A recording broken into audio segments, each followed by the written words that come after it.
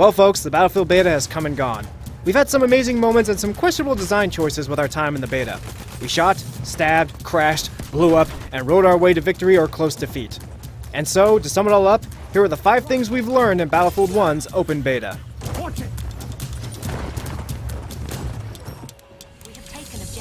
In past Battlefield games, it felt like the air game was an open range for a select few. From fighter jets to attack choppers, many Battlefield vets felt left out of the fun, either because of the lack of aircraft balancing or the wide gap between casual pilots and seasoned aces. Battlefield 1 solves this problem thanks in part to the era in which the game takes place. World War I aircraft were fast back in their time, however here they're slow enough to control and pack the right amount of firepower to allow both casual and hardcore fans jump right into the cockpit and take to the air with little worry of feeling overpowered by other pilots who may have more flight time than them. This makes all the difference since, let's face it, when you're attacked from the air, the first thing you want to do once you jump back in is get your own aircraft so you can shoot that SOB right out of the sky. What Battlefield 1 nails in the air, they at times unfortunately crash and burn when it comes to character classes' loadout choices. The medic, for example, was gifted with hard-to-control/insane recoil semi-automatic rifles, but then given a powerful late-game unlock grenade launcher. Odd weapon choices given the fact that past medic classes in Battlefield games' main purpose was to save lives, not blow shit up. Another odd choice was giving the assault class practically all the explosives, from 2 grenade types, one for infantry and one for armor, and also the C4 charges. The assault class in a nutshell is the only class suited for taking down armored vehicles one-on-one, which makes some of the heavy vehicle-based maps feel extremely one-sided to a particular class. Overall though, for the most part, the remaining classes do feel balanced, with scouts dialed in well for the long-range role, and support class bringing the traps and cover fire for their teammates. With plenty of time remaining before the final release, here's hoping that EA plans to spread out some of those neat perks and explosives among the other classes.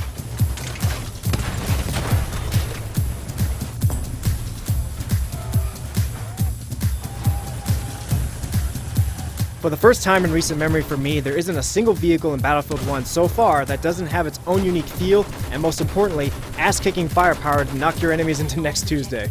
Everything from the trench tanks to the artillery tanks and even the horses all serve a very important role and purpose on the battlefield.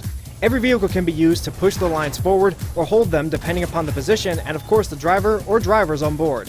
For past Battlefield games, most of the vehicles were used to get to point A to point B, but here, they're used in a much more fulfilling role, and it's just so satisfying racking up the kill count on board one of these things, especially the horse.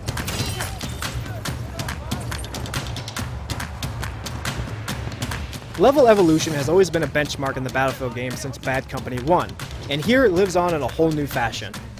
Full building destruction, shell craters aka foxholes have been given new life here. Not since Bad Company 2 have I ever been drawn into the world that is Battlefield 1. I can't tell you how many times I used craters for foxhole cover from heavy machine gun fire, or punched holes through multiple buildings in order to tackle a well-guarded objective on the other side. Everything seems to be handled with care here than in previous Battlefield games. It just feels like EA finally listened to the screams of Battlefield vets like myself, asking for the return of full destruction on maps. That being said, I'm really hoping that any city-style maps will be handled with the same destructive force as the alpha and beta maps have shown.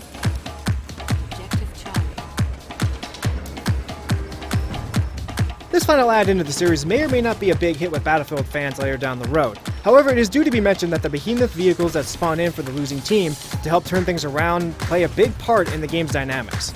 From towering zeppelins to heavy armored trains, these vehicles spawn in when needed to help the losing team crawl back into the fight. Most importantly though, in the right hands of a squad, these things can lay waste to all comers, ranking up the kill count and making those objectives a lot easier to capture.